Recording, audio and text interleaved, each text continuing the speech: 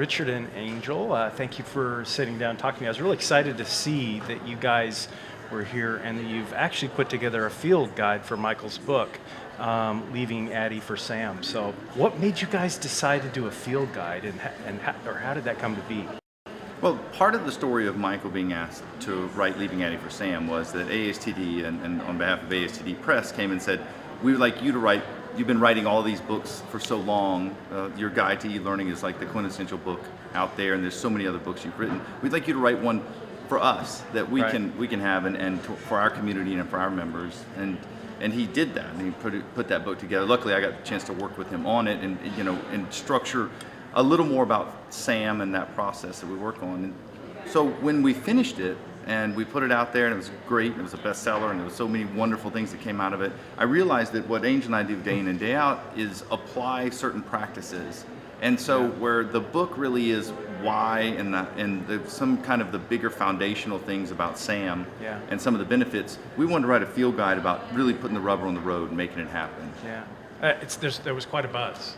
I mean, we're pretty attached to our ADDIE model, right? And I think it's it's taken us where we needed to be to a point. I think projects changed, the way organizations are different now than they were when kind of ADDIE came out as a project management strategy, and now we got all these new agile software development kind of processes that are kind of tried and true, and they're all technical. They work for this kind of stuff, but I don't think a lot of people really understood how you take that theory and how you take all that and apply it to learning and development.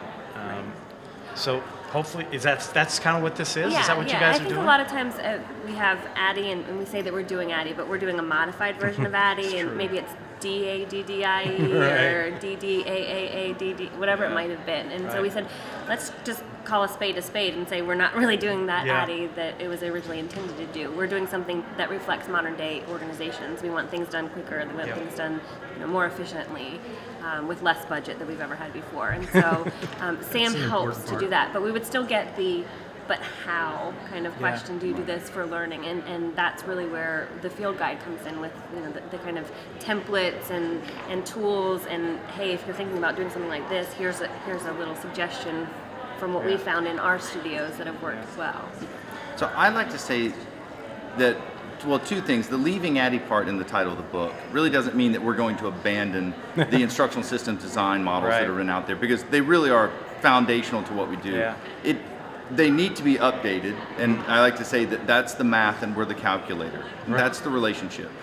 But the Leaving ADDIE in the title really refers to, let's quit calling everything we do ADDIE. Because we can't debate and understand and realize the successes and challenges things that we do as a field or as a profession. How do we move along if everyone changes and does everything they do to meet their needs, and maybe in a wonderful way, but call it ADDIE, and then we have to go back to what typically is described as ADDIE, kind of a waterfall systems approach. It makes it very difficult for us to have a conversation and the benefits and to move the profession along. That's absolutely true, and I think that for some reason we're afraid to say that we're not following it, We're kind of holding on to it, and like you said, we're not. In most cases we're not, and it's because the principles work, and we need to tweak them to fit into our organization and all the differences that each project has. So what do you think that's different about this approach that allows us to do that? I think Sam gives us the opportunity to acknowledge political realities that we design instruction in. We don't build instruction in a vacuum. We really have to bring people in and collaborate to get the best product. And the other thing that Sam does is it allows us to challenge all of the decisions in the process early and often.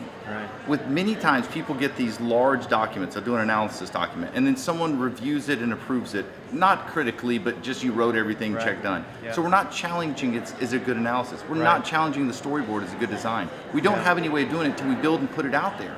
Well, by that time, it's too late. We can't go back. It's too expensive. And he's the process and the business guy, and I really find the benefit to be on the learner, the end user, and to have that involvement with them in the end product. It used to be that I would do my analysis and I would get a focus group together and I would be doing my due diligence so I could put my check in the box and say, I've done an observation of what they do, I've talked to them, I know what they need, now I'm going to go off and I'm going to go build this thing that's for them. with Sam, they're involved with us the entire time. They're analyzing, they're helping us create, they're evaluating as we go through each of the different iterations. They're there with us. This becomes their product, and it's really a focus on getting the right people to do the right thing at the right time, as Dr. Allen says. Yeah, it's how it should be, right? I mean, Yeah. I don't know how many times I've been on a project and get right almost to the end, right to release, and finally a new stakeholder comes in, or we've engaged the right person we should have engaged at the beginning, and we sometimes don't know what to do because we're not following an iterative process, and it breaks everything, and we're panicking. Well, the really hard part about transitioning from what has happened to what we think should happen, and really a learner-oriented, performance-changing instructional experience, is that we've focused on content and the information that SMEs give us. Yep. And so we're getting into a situation where we're sequencing content or describing situations. We're not actually looking at what needs to happen and what is poor performance and what is good performance. SAM allows us to look at that performance right off the bat.